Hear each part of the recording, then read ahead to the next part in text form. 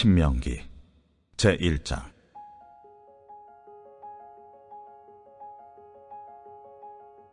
이는 모세가 요단 저쪽 숲 맞은편의 하라바 광야 곧 바란과 도벨과 라반과 하세롯과 디스압 사이에서 이스라엘 무리에게 선포한 말씀이니라. 호렙산에서 세일산을 지나 가데스 바네아까지 10하루 길이었더라. 40째 해 11째 달 그 달 첫째 날에 모세가 이스라엘 자손에게 여호와께서 그들을 위하여 자기에게 주신 명령을 다 알렸으니, 그때는 모세가 헤스본에 거주하는 아모리 왕 시혼을 쳐 죽이고 에드레이에서 아스타롯에 거주하는 바산 왕 옥을 쳐 죽인 후라. 모세가 요단 저쪽 모압 땅에서 이 율법을 설명하기 시작하였더라. 일러스되, 우리 하나님 여호와께서 호렙산에서 우리에게 말씀하여 이르시기를, 너희가 이 산에 거주한 지 오래니 방향을 돌려 행진하여 아모리 족속의 산지로 가고 그 근방 곳곳으로 가고 아라바와 산지와 평지와 네겝과 해변과 가나안 족속의 땅과 레바논과 큰 강 유브라데까지 가라. 내가 너희의 조상 아브라함과 이삭과 야곱에게 맹세하여 그들과 그들의 후손에게 주리라 한 땅이 너희 앞에 있으니 들어가서 그 땅을 차지할지니라. 사랑하는 건축가족 여러분, 평안하시죠? 날씨가 더워도 너무 덥습니다. 지치고 힘이 빠지지만 하나님의 말씀으로 새 힘을 얻기를 소망해 봅니다. 자, 오늘부터는 신명기 말씀을 우리가 함께 묵상하며 은혜를 나눌 텐데, 이 신명기 말씀은 모세가 기록한 5권의 책 중에 마지막 책입니다. 이제 출애굽해서 광야의 생활을 다 마친 후 요단을 건너 가나안으로 들어가는 그의 사랑하는 이스라엘 백성을 향해 모세가 당부하고 선포하는 별명을 모세의 고별설교라 이렇게 불리우는 책입니다. 세 편의 설교를 통해서 그 백성을 사랑하는 백성의 아버지 모세의 마음을 엿볼 수 있고, 또 하나님께서 우리의 인생 가운데 이끄실 때마다 하나님이 우리를 향하신 마음을 엿볼 수 있는 귀한 책이라고 생각됩니다. 자, 이 신명기를 언제 기록했을까요? 1장 1절에는 이 신명기의 기록 시점을 말하고 있습니다.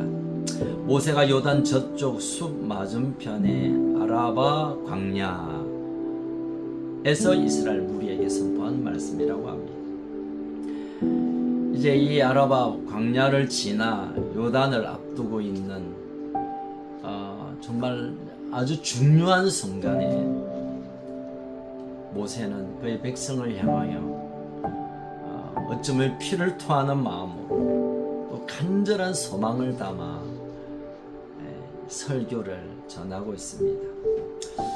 또 이때가 언제냐면 3절에 보면 40째 해 11째 달 그 달 첫째 날에 출애굽한 후 40년이 지난 11월 1일 이날에 모세는 백성을 향하여 하나님께서 자신을 통하여 이 백성을 어떻게 이끄셨고 또 어떻게 살아갈 것인가 라는 마음을 지금 나누고 있습니다.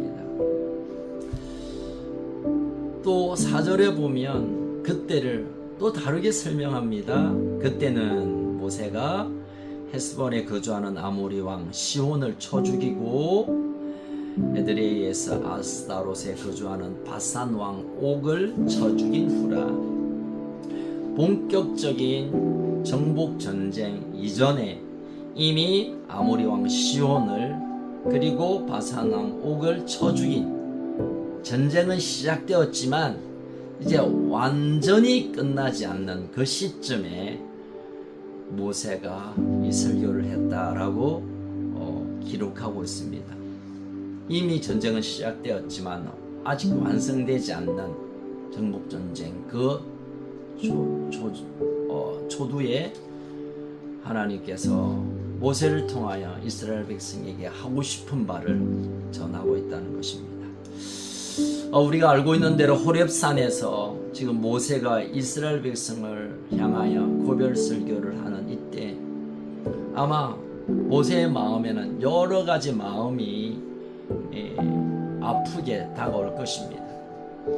가데스 바네아에서 그 정탐꾼들의 보고를 듣고 백성들의 반응은 부정적이고 하나님을 떠나 눈앞에 보이는 상황에 따라 결정을 하고 하나님을 원망하고 정말 하나님 앞에 폐악한 모습을 보이므로 40년의 광야 생활이 또 지속되었던 그 시간을 기억할 것이고 또 모세는 하나님 말씀 앞에 온전히 순종하지 못하여 가나안을 함께 들어가지 못하는 안타까움의 마음도 함께 섞여 있을 것입니다.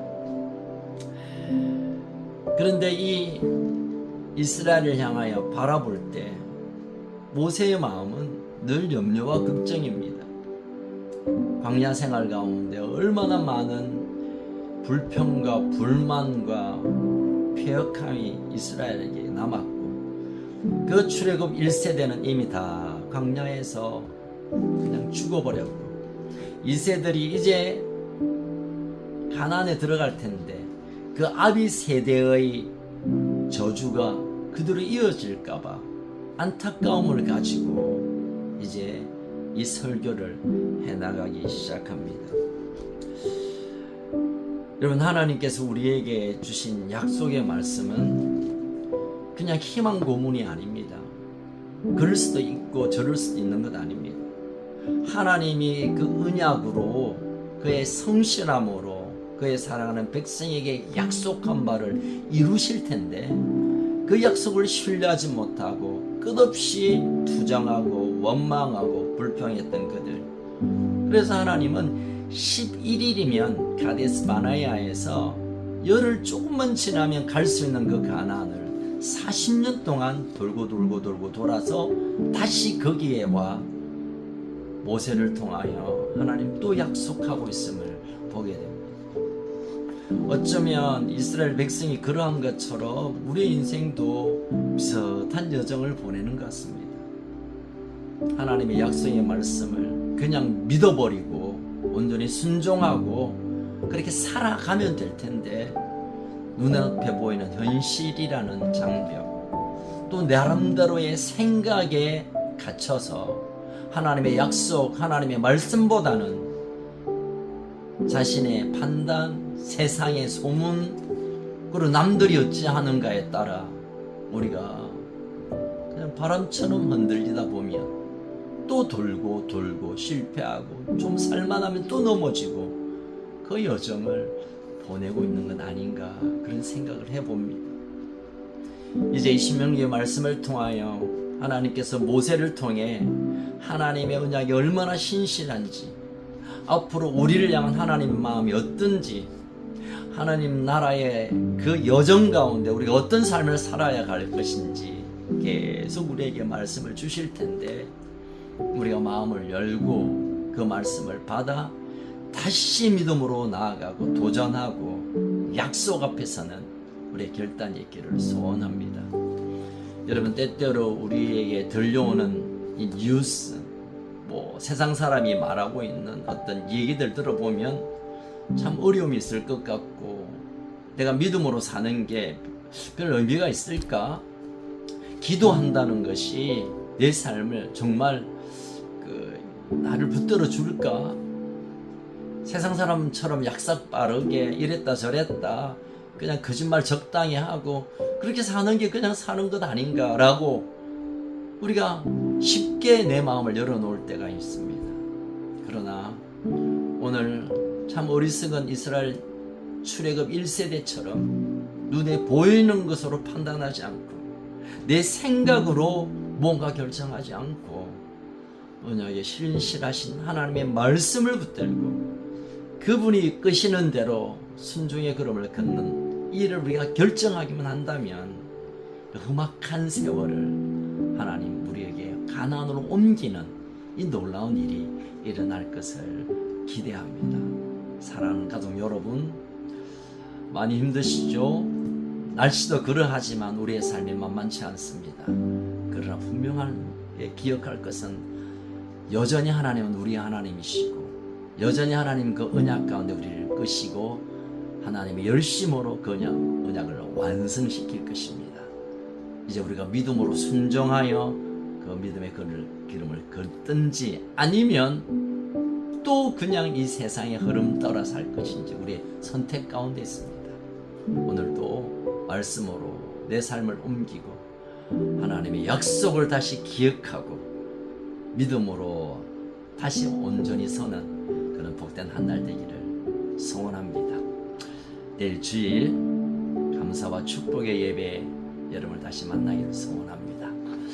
살아계신 하나님 아버지, 이 시대를 바라보면 들려오는 소식을 듣다 보면 우리에게 두려움이 먼저 스며들고 한숨이 나오고 걱정이 우리를 사로잡는 것 같습니다. 그러나 세상은 어떠하든지 간에 눈앞에 어떤 일이 일어나든지 간에 언약에 신실하신 하나님에게 우리의 삶을 맞추고 시선을 하나님께 두고 믿음으로 뚜벅뚜벅 걷는 하나님의 백성다운 삶을 살아가기로 결정합니다.